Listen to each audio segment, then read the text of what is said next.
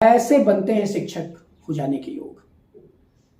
यह सौभाग्य ही है मेरा कि मैं आप लोगों को ऐसी कुंडली का उदाहरण देने में सक्षम हो सका जिसमें कि मैं अपने सभी सूत्रों को तकरीबन दिखा पा रहा हूं।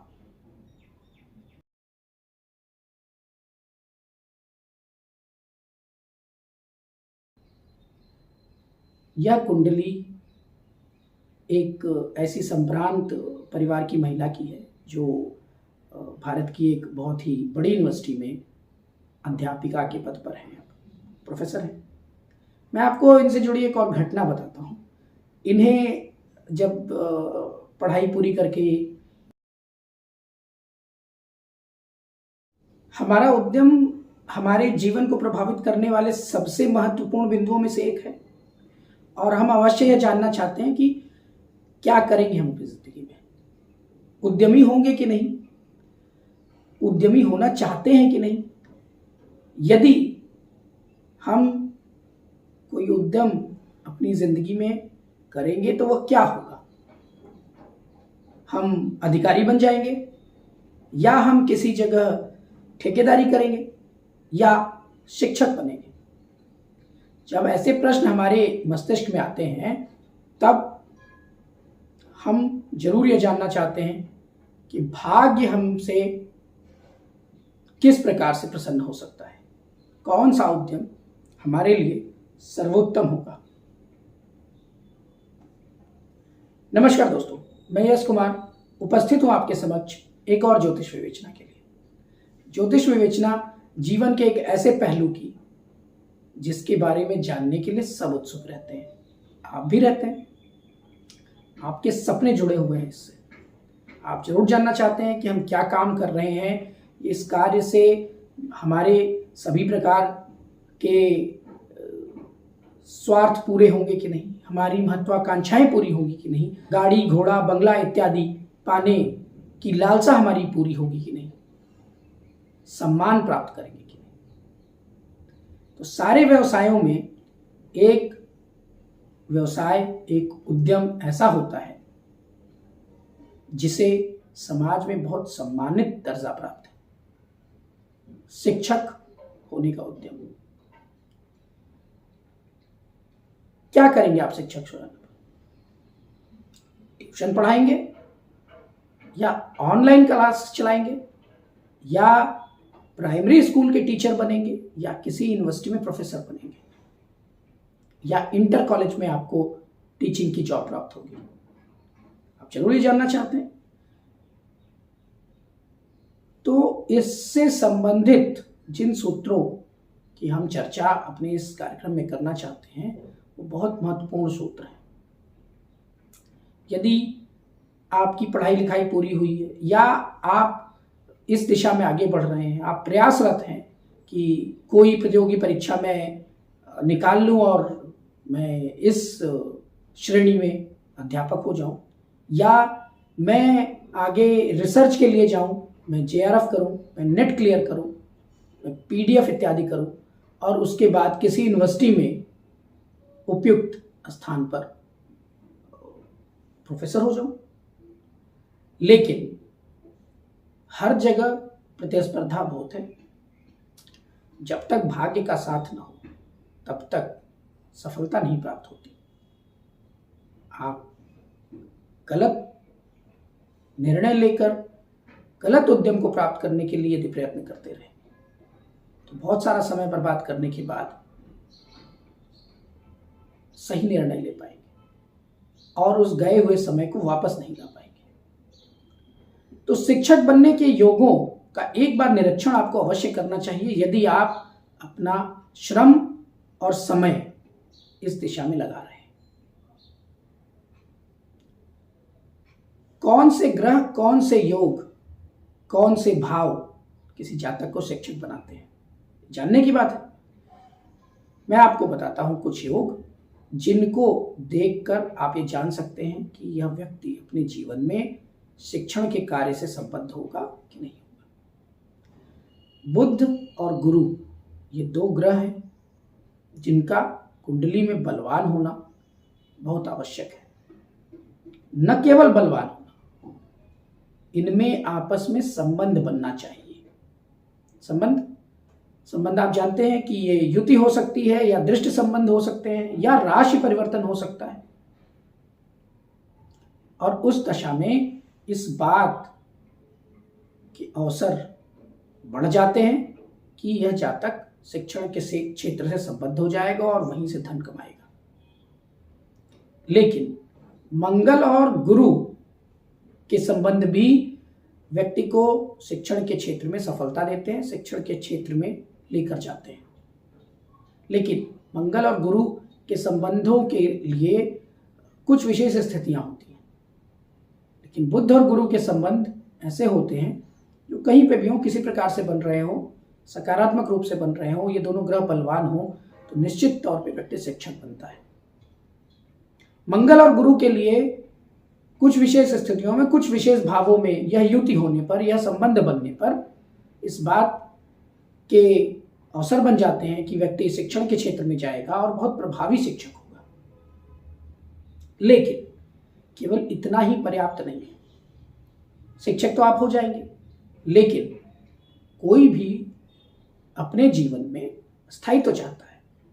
किसी शिक्षक को यदि आप यह कहें कि आप ट्यूशन पढ़ाते हुए जिंदगी आपकी चलती रहेगी, सफल जीवन तो नहीं मानेगा वही से। हो सकता है कि उसको बहुत धन प्राप्त होता हो ट्यूशन से, हो सकता है आगे चलकर वह कोई कोचिंग स्थापित कर ले, लेकिन जहां तक मेरा अनुभव है, जब कम अवस्था के जातक या जातिका जो कि प्रतिस्पर्धाओं में लगे हुए होते हैं, वो अपनी कुंडली का विश्लेषण कराने के लिए आते हैं और यदि वो शिक्षक बनने के लिए प्रयासरत हैं, तो ये नहीं सुनना चाहेंगे आपसे। चाहते हैं कि और विश्लेषण किया जाए उनकी कुंडली का, देखा जाए कि कितनी बलवान स्थितियां हैं हमारी कुंडली में शिक्षक बनने की, सरकारी शिक्षक बनने की। अब सरकारी क्यों?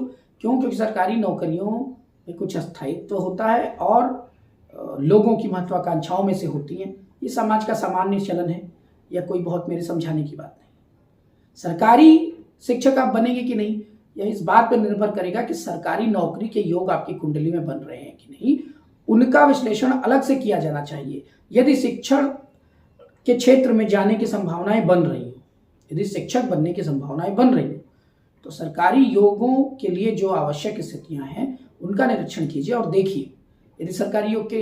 यदि सरकारी नौकरी के योग बनते हो और इधर शिक्षक बनने के योग बनते हो, तो व्यक्ति सरकारी शिक्षक बन जाएगा, सरकारी प्रतिस्पर्धाओं को जो है वो क्लियर करेगा और मनचाहा पद प्राप्त कर लेगा।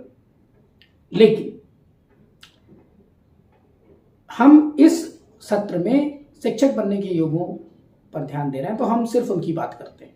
तो मैंने आपको पहली स्थिति बताई कि बुध और गुरु के संबंध बनने चाहिए, ये दोनों ग्रह बलवान होने चाहिए, या मंगल और गुरु के संबंध बनने चाहिए।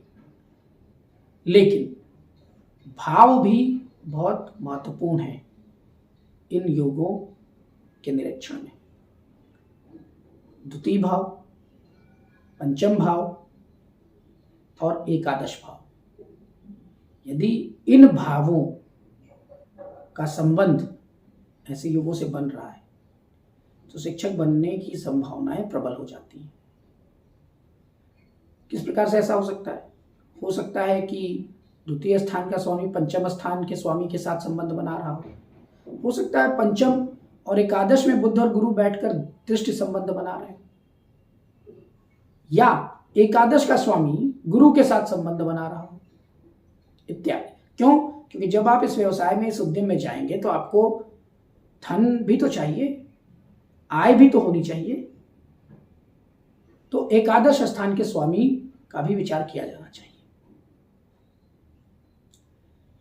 एक और स्थिति लीजिए, यदि पंचमेश या पंचम भाव पाप प्रभावों में आ रहा हो तो शिक्षक बनने की बहुत प्रबल संभावनाएं बन जाती हैं। अब आप सोचेंगे यह कैसा योग हुआ जिसमें पाप प्रभाव में आना आवश्यक है? हाँ, ज्योतिष शास्त्र आपको विस्मय में डालने के लिए ऐसे 1000 सूत्र लिए बैठा है। पाप प्रभाव से ग्रस्त पंचम भाव या पंचमेश व्यक्ति को शिक्षक बना देता है।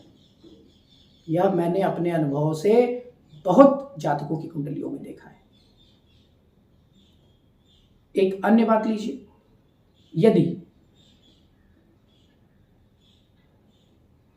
एकादश स्थान का स्वामी गुरु के साथ संबंध बनाए पंचम स्थान में, तब भी इस बात की प्रबल संभावनाएं बन जाती कि व्यक्ति शिक्षक बनेगा। पंचम स्थान में क्यों? क्योंकि पंचम स्थान से गुरु की दृष्टि पड़ती है एकादश स्थान पे, और एकादश स्थान के स्वामी की भी दृष्टि पड़ जाएगी एकादश स्थान पे। गुरु शिक्षण के स्वामी शिक्षक बनाएंगे और एकादश स्थान का स्वामी, आय का स्वामी, शिक्षण के क्षेत्र से आय की संभावनाओं को प्रबल करेगा। एक और युक्ति, यदि गुरु और शनि दृष्टि संबंध बना लें या युति बना लें, पूरी कुंडली में कहीं पर भी किसी भी भाव में व्यक्ति शिक्षक अवश्य होगा। जीवन की शुरुआत में न हो तो बाद में हो जाएगा। यदि किसी अन्य उद्यम में चला जाए, जैसा कि हम देखते हैं डॉक्टर्स के साथ, बहुत सारे केसेस में बिजनेसमैन के साथ क्या होता है, शुरुआत तो किसी अन्य प्रोफेशन से करते हैं, लेकिन बाद में किसी न किसी प्रकार से ये शिक्षण से जुड़ जाते हैं। अब आप सोच रहे हैं बिजनेसमैन कैसे शिक्षण से? हाँ, बहुत सारे ऐसे प्रभावी बिजनेसमैन होते हैं जो बिजनेस से संबंधित सूत्रों को बताने के लिए, बिजनेस सिखाने के लिए क्लासेस चलाने लगते हैं, वहाँ से अच्छी इनकम कमाते हैं। और डॉक्टर्स ऐसे केस में, जबकि गुरु और शनि के संबंध बन रहे हों, किसी मेडिकल कॉलेज में बाद में प्रोफेसर हो जाते हैं। गुरु और शनि के संबंध के बारे में मैं बिल्कुल आश्वस्त हूँ।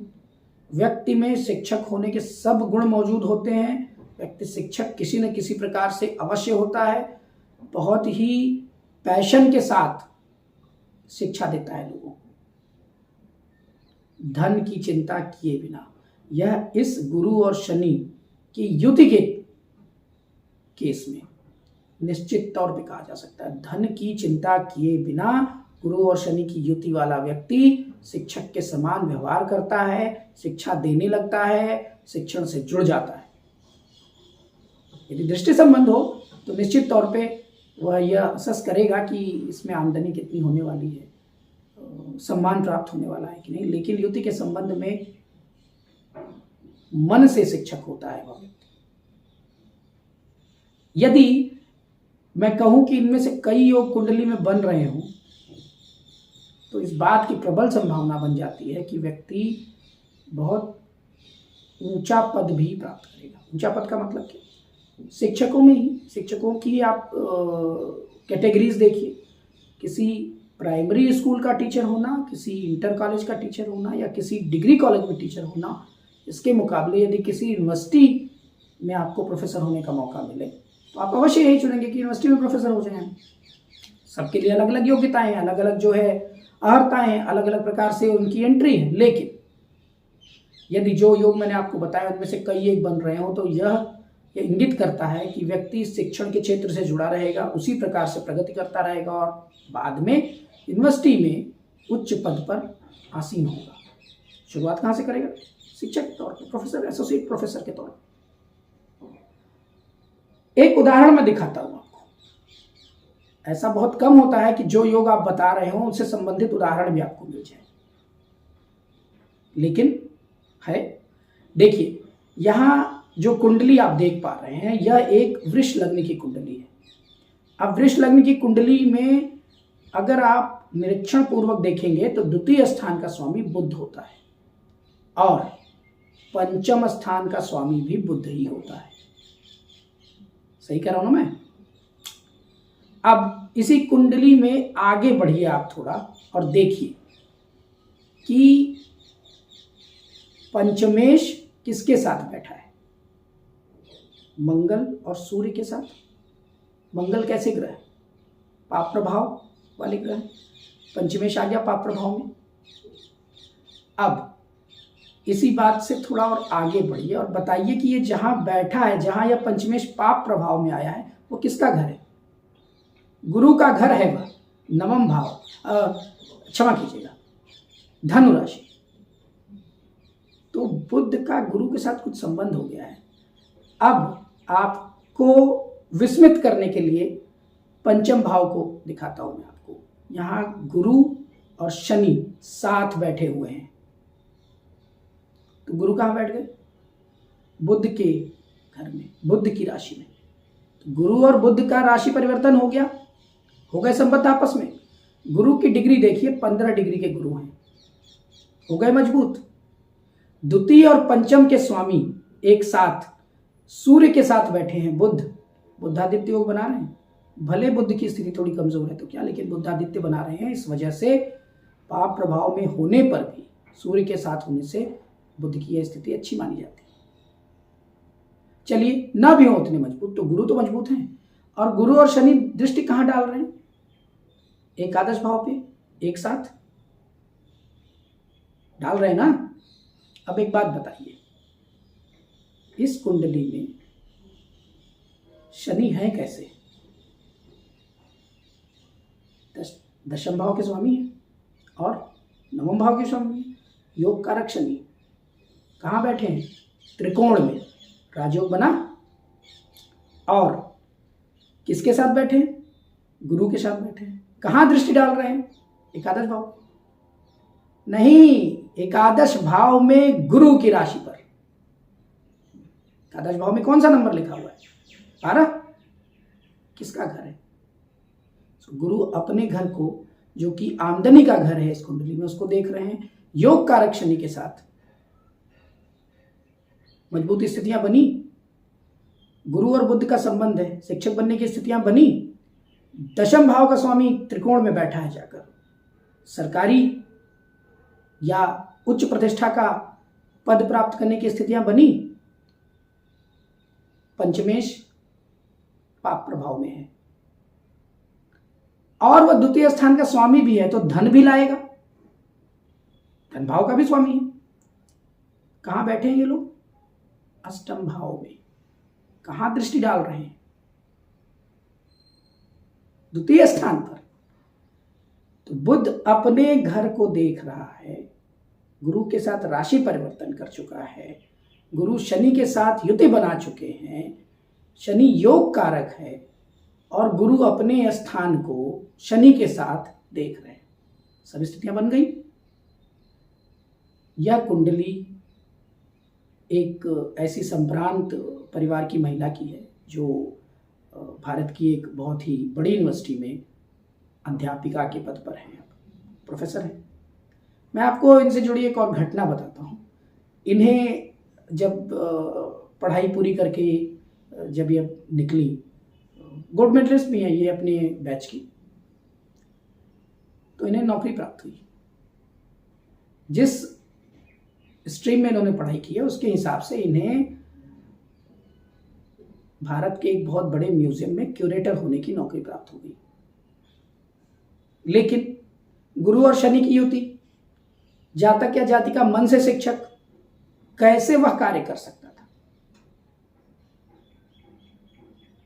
कुछ दिनों के बाद इन्होंने इस पद को प्राप्त कर लिया और सेटल्ड है। तो ऐसे बनते हैं शिक्षक हो जाने के योग।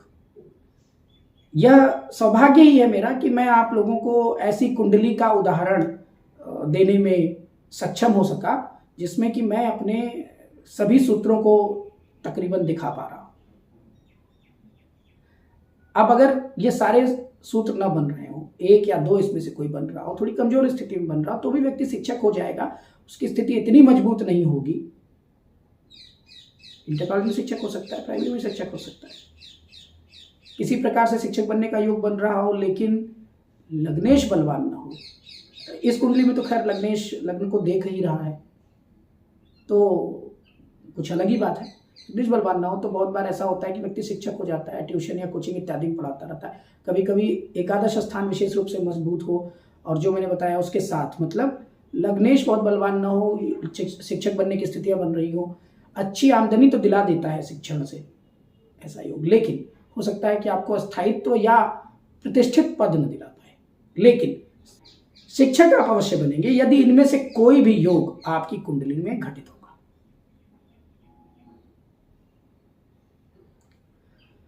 आज अपनी चर्चा को यहीं समाप्त करता हूं।